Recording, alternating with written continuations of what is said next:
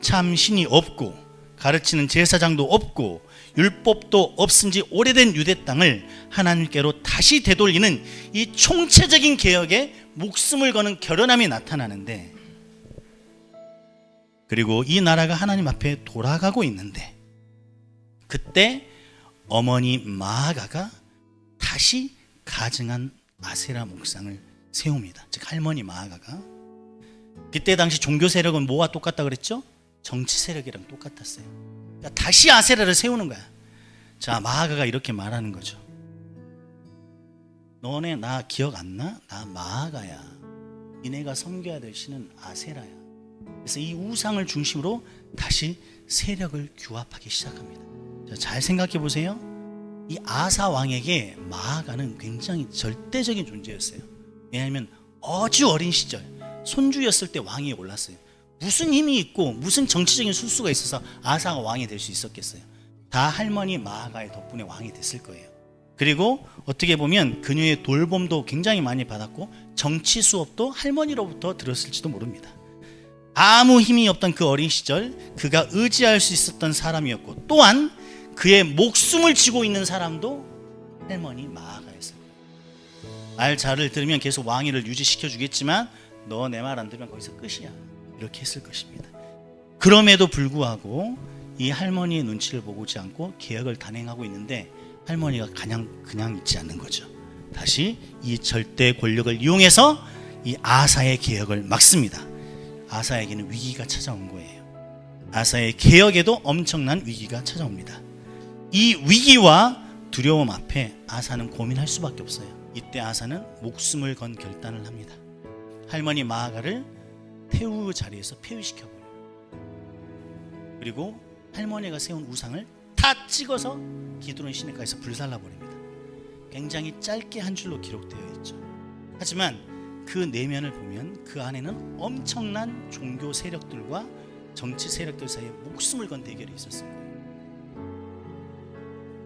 태우의 자리, 섭정하는 자리, 얼마나 수많은 사람들이 그 태우 마아가 밑에 들러붙어서 정치를 쥐락펴락하고 있었을 거예요. 근데 그들의 나라의 지배 방식인 우상 숭배를 다 없애버리고 정치적인 기반이 되었던 종교적인 세력도 다 없애버리는 그 아사를 보면서 그 원래 정치 세력을 가지고 있던 그 종교 세력들은 아사를 죽이고 싶었을 거예요. 다시 마아가를 통해서 아세라상을 세웠는데 아세가 그것을 두려워하지 않고 할머니 자체를 왕후 태우의 자리에서 폐위시켜버립니다. 사랑하는 대청 여러분, 우리의 삶을 한번 돌아보셔야 돼요. 여러분의 삶에 참신신 여호와가 계십니까? 말씀을 가르치는 제사장이 있습니까? 또는 율법, 즉 여호와의 말씀이 여러분 삶에 있는지 한번 생각해 보셔야 돼요. 여러분의 나라는 누가 지배하고 있는 나라입니까?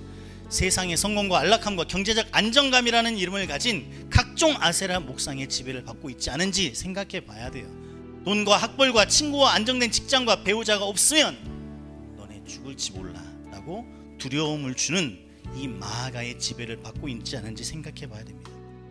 여러분의 삶 속에서도 예배를 매일 드리면서 주일날 또 교회를 왔다 갔다 하면서 여러분 크고 작은 다짐들을 하면서 살 거예요.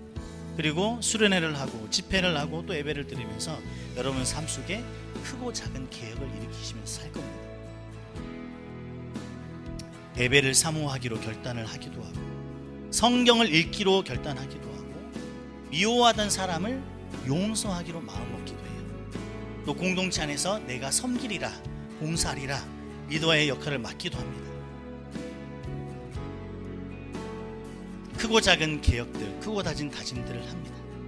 세상의 수많은 요구 조건들을 만족시키기 위해서 발버둥 치는 삶에서 다시 예배의 삶으로, 하나님의 말씀을 읽고 묵상하는 순종의 삶으로 인생의 방향을 바꾸기로 나름 노력하면서 총체적인 개혁을 준비하고 또 단행하기도 해요.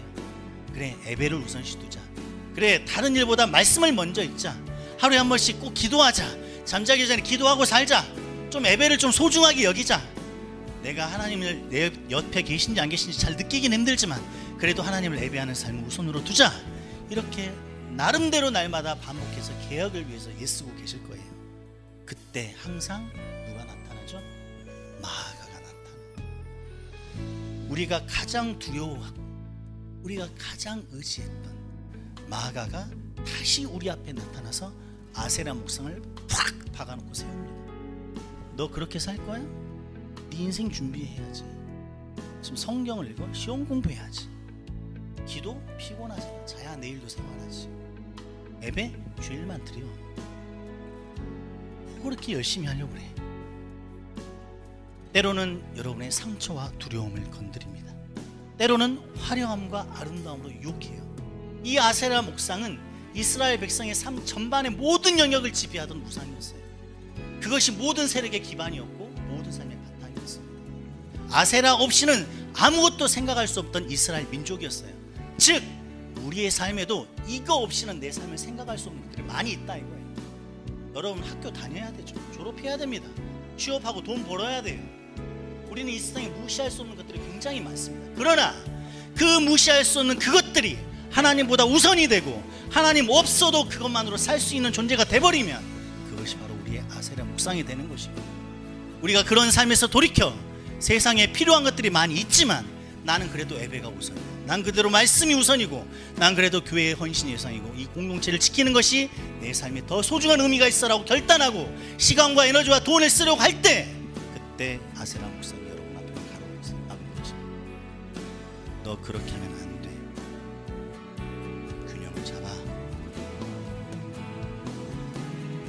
때로는 남들과 비교하게 만들어서 여러분의 욕심을 부채질할 것입니다.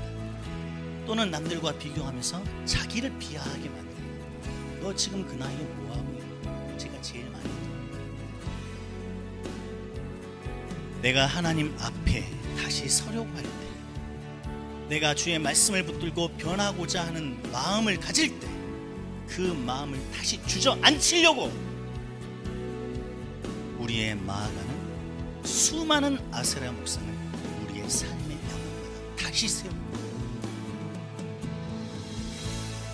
여러분을 지배하던 마아가가 다시 여러분의 삶을 지배하려고 두려움과 유혹으로 여러분을 흔들 것입니다.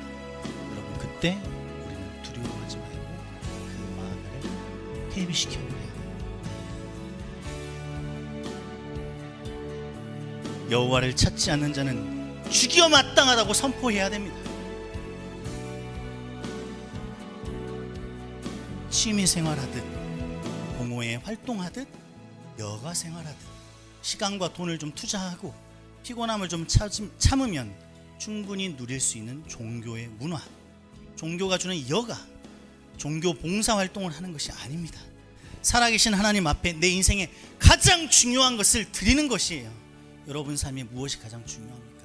바로 그 부분이 하나님께 드려지지 않으면 도대체 무엇이 하나님께 드려져야 된다는 것인가요?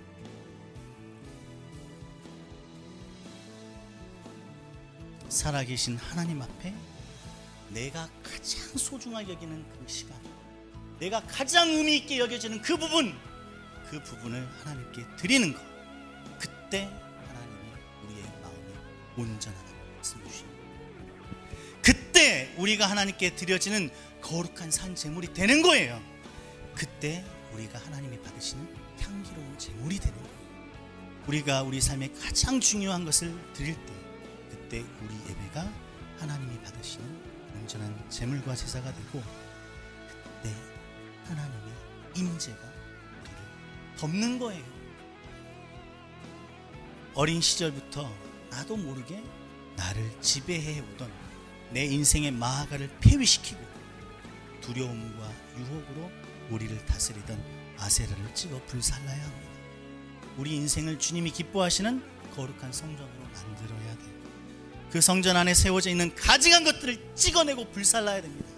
이기심,